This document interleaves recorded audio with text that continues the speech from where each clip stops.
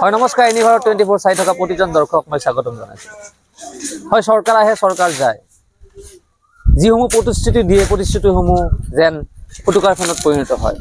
হয় মই ক'ব ওলাইছো মথনগুৰিৰ পৰিষদীয় সমষ্টিৰ এটা মূল পথ, আৰু এই পথটোৰ যিহেতু দেখা পোৱা গৈছিলে 3 দিন আগত আচলতে আমি সংবাদ মাধ্যম এনি ভাৰত 24 সংবাদ মাধ্যমৰ জৰিয়তে আমি নিউজ প্ৰচাৰ কৰিছিলোঁ, আৰু সেই তাৰ পিছত কিন্তু গা লৰিল আচলতে বিটিআৰ চৰকাৰৰ। আৰু ক'ব লাগিব যিহেতু এই পথটোত কঠীয়া ৰোৱা পৰিলক্ষিত হৈছিলে 3-4 দিন আগত, আৰু এই পথেৰে আচলতে যিহেতু 27 নং ৰাষ্ট্ৰীয় ঘাইপথৰ এটা মূল সংযোগী পথ হাউলি BS কলেজ, নামনি অসমৰ আঘাৰী এখন কলেজ হাউলি BS কলেজখনত যাবলৈ হলে এইটো হৈছে মূল পথ। আৰু এই পথটোৰ যি দুৰৱস্থা আছে, জৰাজীৰ্ণ অৱস্থা, এক আঁঠুলৈকে ইয়াত পানী উঠা পৰিলক্ষিত, আৰু যিহেতু এই অঞ্চলৰ ৰাইজে ইয়াত জমৰ যাতনাত ভুগিব লগা হৈছিলে প্ৰায় 10 বছৰ ধৰি। আৰু কিন্তু যিহেতু চৰকাৰ আহে চৰকাৰ যায়, কিন্তু কাৰোৱে গা লৰা নাছিলে। কিন্তু এই ক্ষেত্ৰত ক'ব লাগিব যিহেতু এনি ভাৰত 24 নিউজ প্ৰচাৰ হোৱাৰ পিছত আচলতে গা লৰিল বিটিআৰ চৰকাৰৰ। এই ক্ষেত্ৰত মই যাব খুজিম, ইয়াৰে এজন স্থানীয় লোক আছে, মই তেওঁৰ কথা পাতিবলৈ চেষ্টা কৰিম।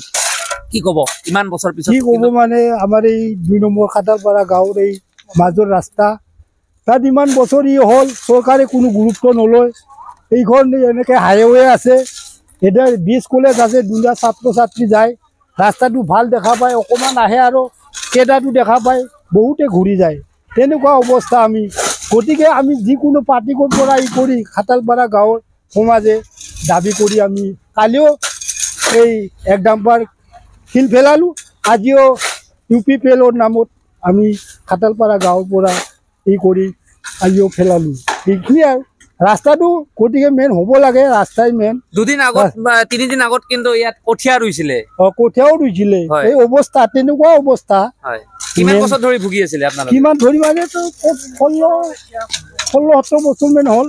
ক'ব লাগিব যিহেতু 16-17 বছৰ ধৰি আচলতে এই অঞ্চলৰ ৰাইজে আচলতে জমৰ যাতনাত ভুগিছে। আৰু এই ক্ষেত্ৰত আৰু এজন ব্যক্তি আছে, কি ক'ব? আমাৰ যিখিনি এতিয়া ভাল হৈছে, শিল খেলাটো বহুত ভাল। আগত আমাৰ খাটালপাৰা 2 নং খাটালপাৰা অঞ্চলত মানে এই যি বিধান খেলিব পৰা আৰু ধান ৰুব পৰা হৈ আছিল, এইখিনিয়ে মানে আমাৰ ধন্যবাদ। কালি BPFৰ 1 ডাম্পাৰ দিছে, আৰু আজি আৰু UPPLৰ 1 ডাম্পাৰ, এতিয়া ধন্যবাদ।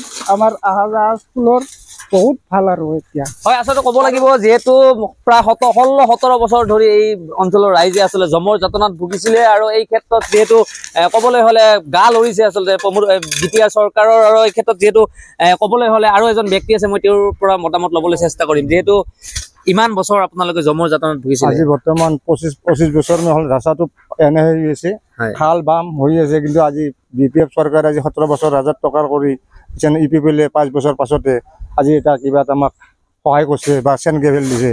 আৰু ইয়াতে ভুই ৰোৱা হৈছিল, কঠীয়া তোলা হৈছিল, সেইকাৰণে চৰকাৰে এইটো ৰাস্তাটো ক্লিয়াৰ কৰি আমাৰ যাতায়াতৰ কাৰণে ইমুখে BS কলেজ আছে, ইমুখে হাউলি আছে, ইমুখে আমাৰ খাটালপাৰা, সেনেকে অল আৰামছে যাব পাৰি। কি ক'ব খোজে চৰকাৰক? চৰকাৰে আপোনালোকে কিবা কৰে যদি পাৰে, যিহেতু মেৰামতিৰ ক্ষেত্ৰত তেওঁলোকে শিল পেলাইছে, এই ক্ষেত্ৰত আপোনালোকে ধৰ চৰকাৰে আমাৰ UPPL চৰকাৰে হওক, বৰ্তমান UPPL চৰকাৰ BJP প্ৰমোদ বড়ো, আপোনালোকে যাতে এই ৰাস্তাটো ক্লিয়াৰ কৰি সমূহ ৰাইজক যাতে যাতায়াতৰ কাৰণে ব্যৱস্থা কৰে। হয় মোৰ কেমেৰা সহযোগ আকৌ এবাৰ দেখাব দিম। এনেকৈ আচলতে যিহেতু প্ৰায় 3-4 দিন আগত আচলতে ইয়াত কঠীয়া ৰুইছিলে, কিন্তু পকীকৰণটো দূৰৰে কথা, আচলতে এটুকুৰি শিলো ইয়াত আচলতে পেলোৱা নাছিল। আৰু এই ক্ষেত্ৰত ক'ব লাগিব যিহেতু এনি ভাৰত 24 যিহেতু আমি নিউজ প্ৰচাৰ কৰিছিলোঁ, তাৰ পিছতে কিন্তু গা লৰিলে বিটিআৰ চৰকাৰৰ। হয় মোৰ কেমেৰা সহযোগীৰ সৈতে মই কৌশিক দাস, এনি ভাৰত 24।